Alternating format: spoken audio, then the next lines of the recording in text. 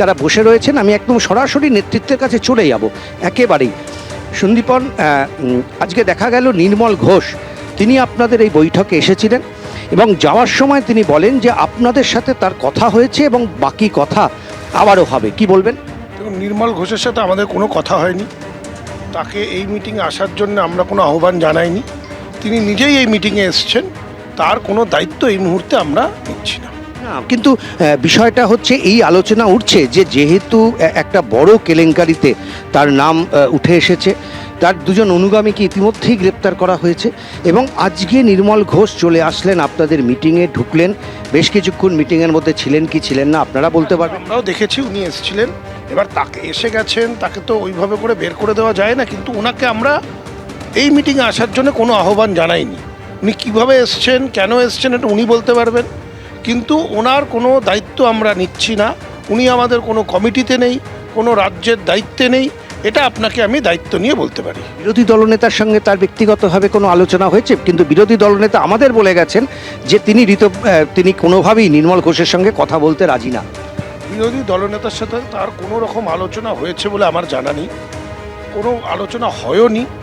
এবং আমি তো আপনাকে এখানে দায়িত্ব নিয়ে বলছি যে উনি এসছেন, উনি নিজের দায়িত্বে এসছেন, ওনাকে এই মিটিং আহ্বান করা হয়নি। এবং আপনারা যদি আমাদের স্টেট কমিটি দেখেন, কোথাও নির্মল ঘোষের নাম আপনারা পাবেন না।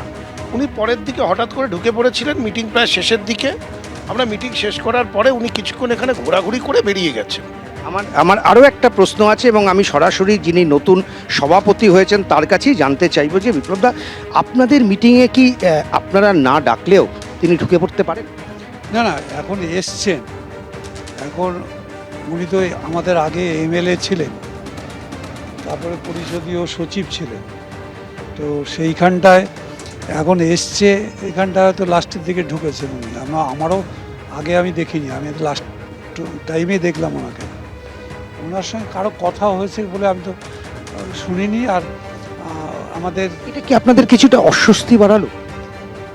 না, এমনি অস্বস্তি মানে কি, আমরা তো কেউ কথা বলিনি, যেমন আমার সঙ্গেই কথা হয়নি। আমার সঙ্গে ভালোই খাতির আছে, কিন্তু আমার সঙ্গেই কথা হয়নি।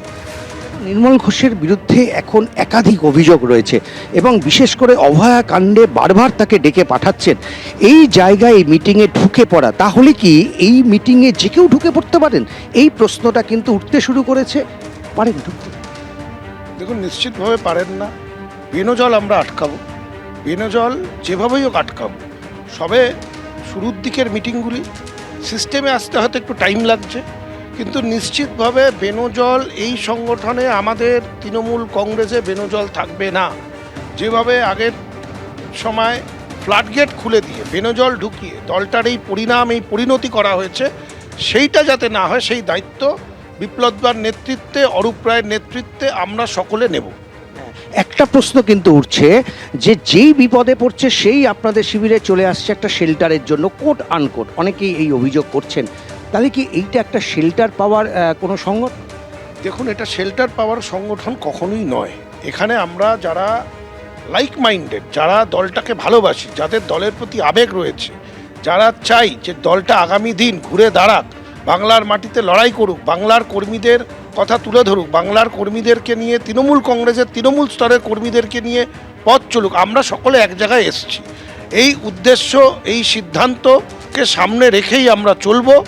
এর মধ্যে কেউ যদি মনে করে এখানে এলে তারা সিকিউরিটি প্রোটেকশন পাবে, সেটা তাদের ভাবনা চিন্তা, কিন্তু এই রকম কোনো আশ্বাসন আমরা কাউকে দিচ্ছি না, কাউকে এরকম কোনো অ্যাসুরেন্স আমরা দেব না। ছাকনি বানাচ্ছেন? বেনজল আটকাবো, বেনজল আটকাতে গেলে তো ছাকনি বানাতেই হবে, এবং ছাকনি ছাড়া সংগঠন টিকবে না। আজকে সংগঠনটা যেই জায়গায় দাঁড়িয়ে রয়েছে, এই সংগঠনটাকে মজবুত করতে গেলে যাতে এমন কোনো ব্যক্তি দলের মধ্যে না প্রবেশ করে যার জন্যে দলের ক্ষতি হতে পারে, সেই ব্যাপারে আমরা নিশ্চিতভাবে যা পদক্ষেপ নেওয়ার, যা সতর্কতা অবলম্বন করার, আমরা সেটা নিশ্চিতভাবে। সন্দীপন সাহা খুব স্পষ্টভাবে জানালেন তার দলের অবস্থান। আমি একবার আকরুজ্জামানের সঙ্গে একবার কথা বলবো যে আকরুদা, আপনি চিফ হুইপ এবং এই মুহূর্তে আপনি একটা গুরুত্বপূর্ণ দায়িত্বে রয়েছেন। নির্মলবাবুর সাথে আপনার দীর্ঘদিনের সম্পর্ক, সেই জায়গা থেকেই কি উনি ঢুকে পড়লেন? দেখো, নির্মলদাকে দেখে আমরা নিজে আশ্চর্য হয়ে গেছিলাম, যেহেতু আমরা একটা পরিবারে দীর্ঘদিন থেকে ছিলাম। সৌজন্যর খাতিরে আমরা ওনাকে কিছু বলিনি। উনি এসছেন, চুপচাপ বসে থেকেছেন, দেখেছেন এবং ঘুরেও চলে গেছেন। ওনার আশাটা আমাদের কাছে কাম্য ছিল না। আমরা ওনাকে ডাকিনি, আমাদের ইনভাইটই ছিলেন না, কিন্তু কী করে ঢুকলেন বারবার প্রশ্ন করছেন। দীর্ঘদিন একসঙ্গে দল করেছি, পরিষদ দলের উনি আমাদের হুইপ ছিলেন, সেহেতু উনি চলে আসলে তো আমরা আর ঘাত ধাক্কা দিয়ে বের করতে পারি। দেখো, এই নিয়ে একটা অস্বস্তি রয়েছে। ঋতব্রত বন্দ্যোপাধ্যায় যাওয়ার সময় বলে গেছেন তার সাথে কোনো কথা হয়নি, এমনকি আমরা দেখলাম দুজনে প্রায় দৌড়াচ্ছেন ঋতব্রত বন্দ্যোপাধ্যায় গাড়িতে ওঠার জন্য, আর নির্মল ঘোষ দৌড়াচ্ছেন ঋতব্রত বন্দ্যোপাধ্যায়কে ধরার জন্য। একদম স্পষ্টভাবেই সন্দীপন সাহা থেকে শুরু করে সকলে জানিয়ে দিলেন। ফলে নির্মল ঘোষের আশা আজকের এই মিটিংয়ে কিছুটা হলেও যে বিতর্কের সূত্রপাত হলো এতে কোনো একদমই উজ্জ্বল। কোন দিকে এগোয় পরিস্থিতি অবশ্যই আমাদের নজর থাকবে। তবে আজকে নির্মল ঘোষ যখন বৈঠকে ঢুকছিলেন সেই সময় তিনি কি বলেছেন শোনাবো। আজকে আপনি এই বৈঠক না, বৈঠক নেই, বৈঠকে নই, আমি দেখা করতে এসেছি জাভেদের সাথে। কে যে বলে যা বলতে দাও, আমি তো তোমাদের বিরুদ্ধে কখনো বলি না। যে যা আমি পড়াতে বলতে এসেছি, যে যা বলছে বলতে দাও। আমি একথা তো আসছি কি করে? So, আমরা তো সবাই মমতার উপর আস্থা আছে আমাদের। All we are having our আস্থা অন মমতা। সেটা পরে হবে, সেটা পরে হবে। মমতার সঙ্গে আমাদের হৃদয়, আমাদের প্রাণ আছে, আর বাকিটা অভিষেক কি হবে।